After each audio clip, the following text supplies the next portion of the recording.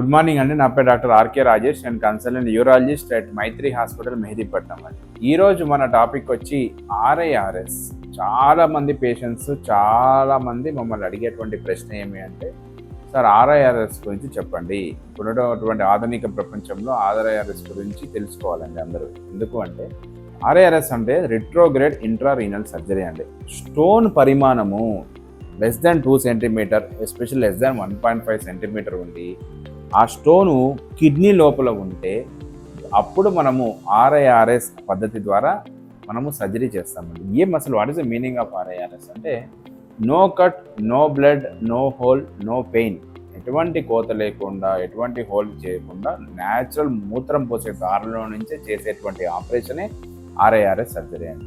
ఈ ఆర్ఐఆర్ఎస్ సర్జరీలో ఫ్లెక్సిస్కోప్ అనే ఒక ఫ్లెక్సిస్కోప్ ఉంటుందండి. దాని గుండా లేజర్ అనేది బయటికి వస్తుందండి. ఆ లేజర్ ఫైబర్ మన బాడీలో ఉన్నటువంటి స్టోన్ని ఈజీగా కరిగిచ్చేస్తుంది అనమాట. మన దగ్గర మైత్రి హాస్పిటల్లో అడ్వాన్స్ లేజర్ అంటే థూలియం అడ్వాన్స్ 60 వాట్ లేజర్ అంటారండి.